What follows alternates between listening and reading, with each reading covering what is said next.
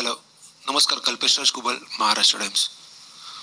जसं सुहासताई म्हणाला की महेश सरांकडून त्यांना रोल येण्यासाठी खूप उशीर झाला, तसं श्रेयस आता तुझ्यासाठी पण तेच झालं की ही गाठ बांधण्यासाठी इतके वर्ष जावी लागली. तर त्याबाबतची काही तक्रार, त्याबाबतचं काही सांगू शकशील? नाही, ऍक्च्युली वेनेवर ही फील आता सोडणार नाही ती गाठ ना.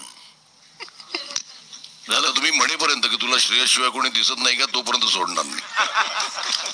Great great. नाही, ऍक्च्युली महेशदा मगाशी म्हणाला त्याप्रमाणे की जोपर्यंत त्याला त्या रोलसाठी तो माणूस योग्य वाटत नाही, तोपर्यंत तो नाही सांगत. आणि विच इज फेअर. त्याच्या सगळ्या सिनेमांमध्ये आपण तसं बघितलं, जेवढी कॅरेक्टर्स आहेत ती आपल्याला असं वाटतं की नाही बॉस, हा व्यक्ती इथे करेक्ट आहे, त्याचं जे कास्टिंग केलंय ते करेक्ट आहे. At the end of the day as an actor प्रत्येक वेळी वाटत राहतं. महेशदाची जेव्हा नवीन फिल्म अनाऊन्स होते तेव्हा असं वाटतं की आपण त्याच्यामध्ये असावं. I think which is the excitement and energy that keeps you going. म्हणून मी मगाशी म्हणालो की फोन आल्या आल्या मी हो बोललो, कारण तुम्हाला माहिती आहे की जी कलाकृती बनवणार आहे तो माणूस ती दर्जेदारच असणार आहे, ती चांगलीच असणार आहे, त्याला एक बेसिक काहीतरी स्टँडर्ड तर डेफिनेटली असणार आहे. So you keep waiting, but no complaints. ज्यावेळी त्यांनी बोलवून मला हे पात्र दिलं, हा रोल दिला, I think it was we were destined to work for this one. So no complaints whatsoever. Great. आणि ही फ्रेम माझ्यासाठी खूप महत्त्वाची वाटतं महेश. शरद दादा, मांजरेकर सर आणि श्रेयस तू सुद्धा, तिघांच्या मध्ये जिद्द दिसते आणि तिघं त्या जिद्दीमुळे आज आमच्या समोर आहेत. आणि ही जिद्द अशीच कायम राहू दे. नाही, माझं कायम म्हणणं असतं ना की आपण काय करतो ना, माझं म्हणणं असतं की you are alive until you are dead. So be alive always. म्हणजे मी हा विचारच करत नाही, कधीच केला नाही की का, म्हणजे वेन यू थिंक की मी मरेन, नाही रे, you are alive till you are dead. त्यामुळे लिव्ह दॅट मोमेंट, ह्या मताचा मी आहे. आणि शरदचं पण मला त्याचे खूप कौतुक वाटतं. तो पण बाहेर, म्हणजे त्यांनी नाटक केलं कुठलं, ती हिमालयाची सावली, मी म्हटलं का करतोय, पण त्यांनी केलं.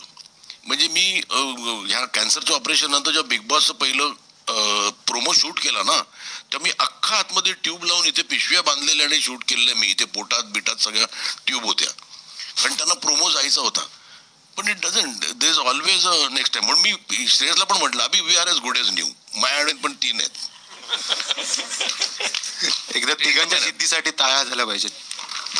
माझ्याकडे 3 स्टेंट्स आहेत आणि मी स्टेंटमॅन म्हणतो स्वतःला. माझ्याकडे 2च. नाही, पण ते राहू दे तेवढंच. आणि काही नाही. आणि आता your heart is as good as new. म्हणजे मला अजून आठवतं की मी माझं ज्याला अँजिओप्लास्टी झाली, तर मी डॉक्टरला सांगितलं की मी हॉस्पिटलचे कपडे घालणार नाही, मला थोडंसं. म्हणून मी माझ्या घरचे कपडे घालून ते हिंदूजामध्ये, आणि मी स्वीट घेतलं, त्या वाजला रूम होती. मी सांगतो, ती स्वीट रूम मध्ये पार्टी रूम असायची. सकाळी यायचे काय खायला, अरे त्या रूम मध्ये म्हणजे सकाळ नाश्ता भरून ठेवला असायचा मेदानी. आणि मी अर्धा तिकडे, फक्त तिकडे पत्ते आणि बाकी सगळं चाललं नाही, बाकी सगळं चालू होतं. तर माझा डॉक्टर रोज यायचा, मग मला तिकडून बोलवायचे, डॉक्टर आलाय. मी एकदा मला डॉक्टर म्हणाला की तू मला कधीतरी त्या बेडवर दिस, मी येईन ना जेव्हा व्हिजिटला, कधीतरी त्या बेडवर दिस. त्यामुळे ना इथे खूप तुम्ही स्ट्रॉंग असायला लागतं, तुम्हाला सर्व्हायवल असेल तर. कॅन्सरचा मला जेव्हा रिपोर्ट आला आणि मी धमाल करत होतो रूममध्ये, मग तो डॉक्टर मेधाला म्हणाला, याला माहिती आहे काय झालंय.